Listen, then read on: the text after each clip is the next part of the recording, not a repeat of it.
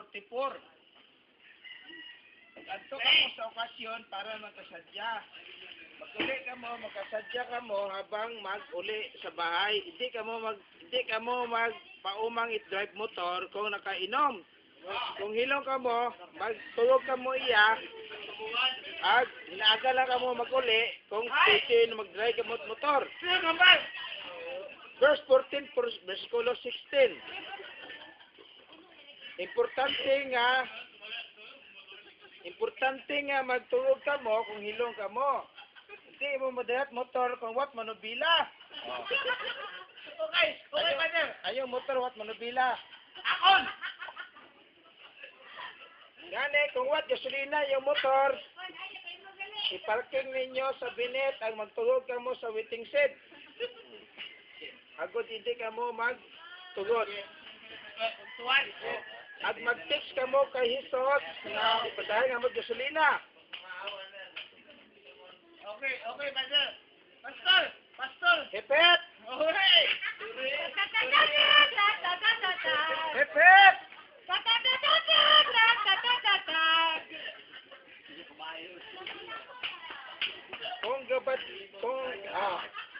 Versikulo 14, verse 12.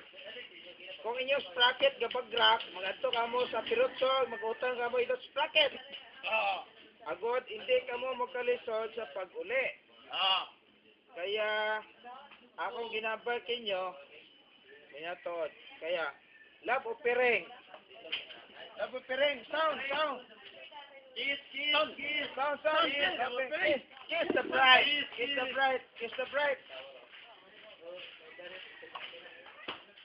Oh, dito! Labo pa rin! May kanta ba rin? Kag ikaw, Lauro, huwag kang mag-isip ng masama sa pagkatao mo. Dahil si Lauro, asawa ni Jora. Kaya si Lauro nabuhay ng ganito dahil kulot ang buhok niya. Oh my God! Dapat ipagupit siya sa barbershop upang malaman niya ang totoo na marami siyang kutok. Ano na to, Jack? Kaya ang mga gusa ay nag-ingay dahil ang kuto ay naputol na.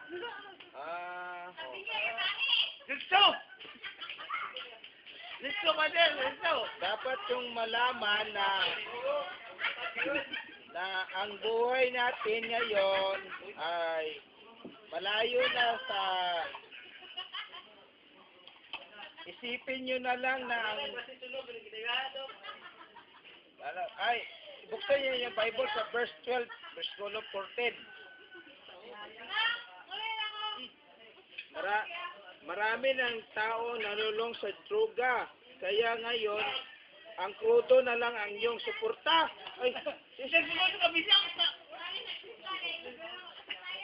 Ibahin nyo ako sa panahon ngayon dahil ang krudo nagmahal na at gasolina.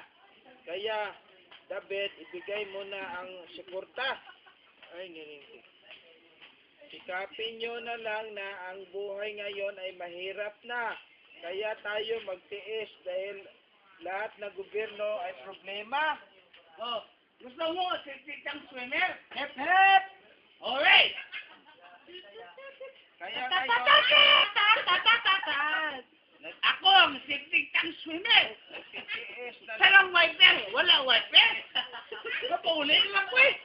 Pero nakachamba ka mo po di ako, manamig na naman. Kaya ngayon, nagtitiis na lang tayo sa uga at mga balon. Ang gutaw ngayon ay wala ng tubo dahil sa maraming ninyo. Ang ating suba ay kinakain na ng mga baha. Kaya ang tubig ay labing naroroon sa atin. Kaya ang ilaw ngayon ay minsan lang umiilaw. Sinong ilaw? Ako, ilaw! Kaslet na ngayon! Sa balay, may ano to? Pater! May ako to nga, petromar sa balay! May generator pa! Damo to nga, ilaw sa balay! Powder ko ka! Damo na problema! Problema ka din! At ngayon, tayo ay nabuo. Kaya ngayon tayo nagsama-sama para pulungin natin ang mga nagtataas ng mga krudo. Krudo? Dala sa kabila. Ubusin natin ang panahon ngayon. Pero habang buhay tayo nagsasama, tayo ay tataas din. Dahil ang panahon ngayon ay sobra ng gulo. Ah, talaga magulo ang panahon ngayon. Butaw niyo kay Manny Villar, versikulo 15, versikulo 16, 82, 69. Isargo mo ang bilyaran at ishoot mo ang basketball sa bola Oh. at ang restaurant ay muling kikita. Oh. Sino yung sabi? Si Manny Villar. Oh, okay. Tapos, Also pa, insan niyo dimasa sa diskirusyasa.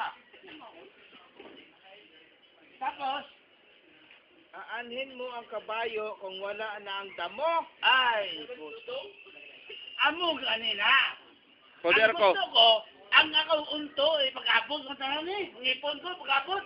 Ipag-abot mo, ipasander mo na lang sa workshop. Ay, alam mo kasi, pag-abot mo tanan eh. Tanan, pag-abot ko. Ay, kaman, ang bugat ka ron. Baluhan ko na lang ipon sa kabayo. Ay ba, ang damo yung kaunon ko. Ang minsan natin pagsasama ay muli rin tayo maglalayo. Oh, maglalayo. Saan? Heck! Hooray! Kaya tayo ngayon ay magpulong-pulong upang malaman natin ang saya at gawa. Ang saya-saya talaga. Birthday ni Nico. Kung gusto niyo ang saya, sumaya kayo ng Siyaw Darling. Ha? Siyaw Darling. Ay! Walang song! Ay, mamaya na lang. Versikulo Psalm 51.